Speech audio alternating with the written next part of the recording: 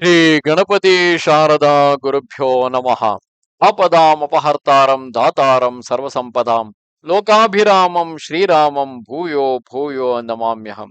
ಶ್ರೋತೃಗಳಿಗೆ ಶ್ರೀ ಅಳಸಿಂಗರಾಚಾರ್ಯ ವಿರಚಿತ ಮಹರ್ಷಿ ವಾಲ್ಮೀಕಿ ಪ್ರಣೀತ ಶ್ರೀಮದ್ ರಾಮಾಯಣದ ಯುದ್ಧಕಾಂಡದಲ್ಲಿ ಶ್ರೀರಾಮನು ಸಮುದ್ರವನ್ನು ನೋಡುವಾಗ ಸೀತೆಯನ್ನು ಸ್ಮರಿಸಿಕೊಂಡು ದುಃಖಿಸುತ್ತಿರಲು ಲಕ್ಷ್ಮಣನು ಅವನನ್ನು ಸಮಾಧಾನಪಡಿಸಿದುದು ಎಂಬ 5ನೆಯ ಸರ್ಗಕ್ಕೆ ಸ್ವಾಗತ.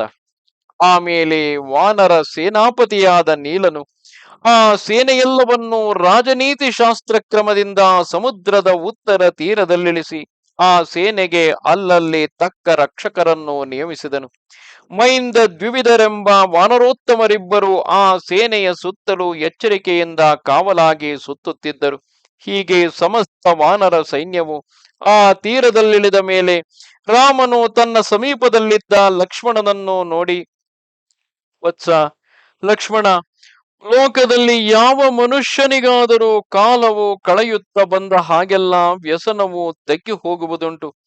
ನನಗಾದರೂ ನನ್ನ ಪ್ರಿಯ ಪತ್ನಿಯನ್ನು ಕಾಣದ ದುಃಖವು ದಿನ ದಿನಕ್ಕೂ ಮೇಲೆ ಮೇಲೆ ಹೆಚ್ಚುತ್ತಲೇ ಇರುವುದು. ಆ ನನ್ನ ಪ್ರಿಯೆಯು ಅಷ್ಟು ದೂರದಲ್ಲಿ ಇರುವಳೆಂದು ನಾನು ದುಃಖಿಸುವವನಲ್ಲ.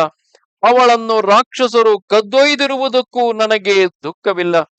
ಎಷ್ಟು ದೂರದಲ್ಲಿದ್ದರೂ ನಾನು ಅವಳನ್ನು ಕರೆಸಿಕೊಳ್ಳುವೆನು. ಯಾವ ರಾಕ್ಷಸನನ್ನಾದರೂ ಕೊಲ್ಲಬಲ್ಲೆನು.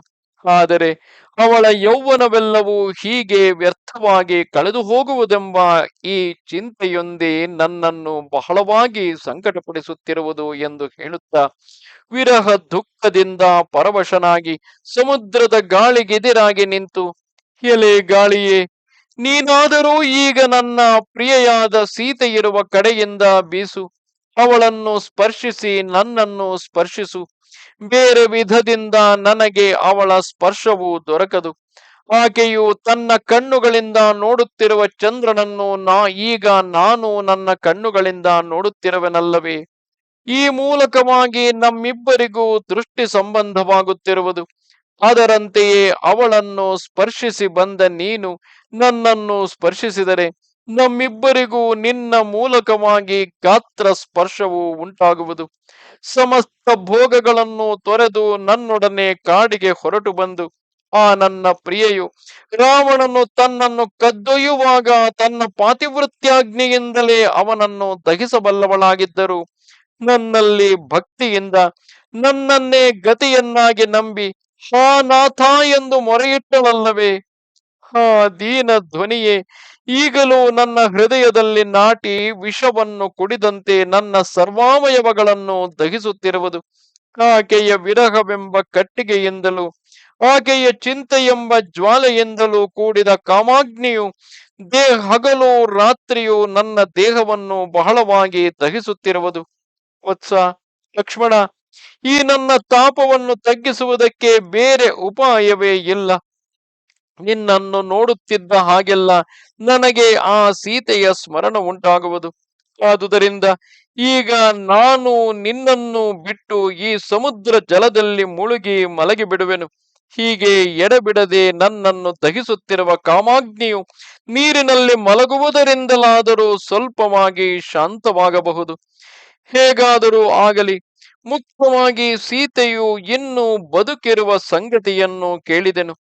ಈಗ ನಾನು ಆಕೆಯು ಒಂದೇ ಭೂಮಿಯನ್ನು ಆಶ್ರಯಿಸಿದಂತೆ ಆಯಿತಲ್ಲವೇ? ಹೀಗೆ ಬಹಳ ದುಃಖಾಕ್ರಾಂತನಾಗಿರುವ ನನ್ನ ಪ್ರಾಣಗಳನ್ನು ನಿಲ್ಲಿಸಿಡುವುದಕ್ಕೆ ಈಗ ನಾವಿಬ್ಬರೂ ಈ ಒಂದೇ ಭೂಮಿಯನ್ನು ಆಶ್ರಯಿಸಿರುವುದರಿಂದ ಇದೇ ನಮ್ಮಿಬ್ಬರಿಗೂ ಜೀವನ ಸಾಧನವಾಗಿರುವುದು.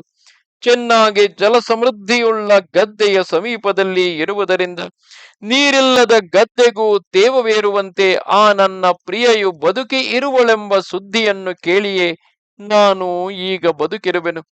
ಅಂದವಾದ ನಿತಂಬದಿಂದಲೂ ಕಮಲದಂತೆ ವಿಸ್ತಾರವಾದ ಕಣ್ಣುಗಳಿಂದಲೂ ಶೋಭಿಸುವ ಆ ಸೀತೆಯನ್ನು ತುಂಬಿದ ಭಾಗ್ಯಲಕ್ಷ್ಮಿಯನ್ನು ಪಡೆಯುವಂತೆ ಯಾವಾಗ ಪಡೆಯುವೆನು? ರೋಗಿಯು ರಸಾಯನವನ್ನು ಕುಡಿಯುವಂತೆ ತಾವರೆಯಂತಿರುವ ಆಕೆಯ ಮುಖವನ್ನು ಸ್ವಲ್ಪವಾಗಿ ಮೇಲಕ್ಕೆತ್ತಿ ಹಣ್ಣಿನಂತಿರುವ ಆಕೆಯ ತುಟಿಯನ್ನು ನಾನು ಯಾವಾಗ ಪಾನ ಮಾಡುವೆನು? ಆ ನನ್ನ ಪ್ರಿಯೆಯು ಬಂದು ನನ್ನನ್ನು ಪ್ರೀತಿಯಿಂದ ಅಪ್ಪುವಾಗ ತಾಳೆಯ ಹಣ್ಣುಗಳಂತೆ ಉಬ್ಬಿ ಒತ್ತಾಗಿ ಬೆಳೆದ ಆಕೆಯ ಸ್ತನಗಳೆರಡು ನನ್ನ ಮೈಯನ್ನು ಯಾವಾಗ ಸೋಕುವವು. ನನ್ನನ್ನೇ ದಿಕ್ಕಾಗಿ ನಂಬಿದ್ದ ಆ ನೀಲಲೋಚನೆಯು ಈಗ ರಾಕ್ಷಸರ ಕೈಯಲ್ಲಿ ಸಿಕ್ಕಿಬಿದ್ದು ಹೀಗೆ ನಾನು ಬದುಕಿರುವಾಗಲೂ ಅನಾಥೆಯಂತೆ ದಿಕ್ಕುಗಾಣದೆ ಕೂಗಿಡುವುದರಲ್ಲಿ ಸಂದೇಹವಿಲ್ಲ. ಆ ಕಷ್ಟವೇ ಜನಕರಾಜನಿಗೆ ಮಗಳಾಗಿ ನನಗೆ ಕೈ ಹಿಡಿದ ಹೆಂಡತಿಯಾಗಿ ದಶರಥರಾಜನ ಸೊಸೆ ಎನಿಸಿಕೊಂಡ ಆ ಸೀತೆಯು ಹೀಗೆ ಘೋರ ರಾಕ್ಷಸಿಯರ ನಡುವೆ ಮಲಗುವುದೆಂದರೇನು? ಶರತ್ಕಾಲದಲ್ಲಿ ನೀಲ ಮೇಘಗಳನ್ನೊದರಿಕೊಂಡು ಹೊರಕ್ಕೆ ಬರುವ ಚಂದ್ರ ರೇಖೆಯಂತೆ ಆ ಸೀತೆಯು ಯಾರಿಗೂ ಅಡಗದ ಆ ಘೋರ ರಾಕ್ಷಸಿಯರನ್ನು ಧೈರ್ಯದಿಂದ ಒದರಿಕೊಂಡು ಯಾವಾಗ ನನ್ನ ಮುಂದೆ ಗೋಚರಿಸುವಳು? ಆ ಸೀತೆಯು ಸಹಜವಾಗಿಯೇ ಕೃಶವಾದ ಮೈಯುಳ್ಳವಳು. ಇದರ ಮೇಲೆ ಕಾಲ ದೇಶ ಸ್ಥಿತಿಯು ಹೀಗೆ ವಿಪರೀತವಾಗಿ ಬಂದು ದುಃಖದಿಂದಲೂ ಉಪವಾಸದಿಂದಲೂ ಇನ್ನೂ ಬಹಳವಾಗಿ ಕೃಷಿಸಿರುವಳು. ಅದರಲ್ಲಿ ಸಂದೇಹವಿಲ್ಲ. ನಾನು ಆ ರಾವಣನ ಎದೆಗೆ ಬಾಣಗಳನ್ನು ನಾಟಿ ತಿರುಗಿ ಸೀತೆಯನ್ನು ಪಡೆದು ನನ್ನ ಮನೋವ್ಯಾಧಿಯನ್ನು ಯಾವಾಗ ನೀಗಿಸಿಕೊಳ್ಳುವೆನೋ? ದೇವಕನ್ಯೆಯಂತಿರುವ ಆ ಸಾಧ್ವಿಯು ಪ್ರೀತಿಯಿಂದ ಬಂದು ನನ್ನಿಂದ ಆಲಂಗಿತಳಾಗಿ ಯಾವಾಗ ಆನಂದ ಬಾಷ್ಪವನ್ನು ಬಿಡುವಳೋ? ಒಳೆ ಬಟ್ಟೆಯನ್ನು ತೆಗೆದು ಬಿಸುಡುವಂತೆ ಯಾವಾಗ ನಾನು ಭಯಂಕರವಾದ ಈ ಸೀತಾ ವಿಯೋಗ ದುಃಖವನ್ನು ನೀಗಿ ಬಿಡುವೆನೋ ಎಂದು ನಾನಾ ವಿಧವಾಗಿ ವಿಲಪಿಸುತ್ತಿದ್ದನು. ಇಷ್ಟರಲ್ಲಿ ಹಗಲು ಕಳೆದು ರಾತ್ರಿ ಸೂರ್ಯನ ಕಾಂತಿಯು ಕಂದಿ ಅಸ್ತಮಯವಾಯಿತು. ಆಗ ಲಕ್ಷ್ಮಣನು ರಾಮನಿಗೆ ನಾನಾ ವಿಧದಿಂದ ಸಮಾಧಾನ ವಾಕ್ಯವನ್ನು ಹೇಳಿ ಅವನಿಗೆ ದುಃಖ ಶಾಂತಿಯನ್ನು ಮಾಡಿದನು. ಆದರೂ ರಾಮನು ಸೀತೆಯ ಚಿಂತೆಯನ್ನು ಬಿಡದೆ ದುಃಖಿತನಾಗಿಯೇ ಆಗಿನ ಸಂಧ್ಯಾ ಕಾರ್ಯವನ್ನು ನಡೆಸಿದನು. ಇಲ್ಲಿಗೆ 5ನೆಯ ಸರ್ಗವು ಮುಗಿದುದು. ನಮಸ್ತೆ ಶಾರದೆ ದೇವಿ ಕಾಶ್ಮೀರ ಪುರವಾಸಿನಿ ತ್ವಾಮಹಂ ಪ್ರಾರ್ಥೆಯೇ ನಿತ್ಯಂ ವಿದ್ಯಾದಾನಂಚ ದೇಹಿಮೆ. ನಮಸ್ಕಾರ.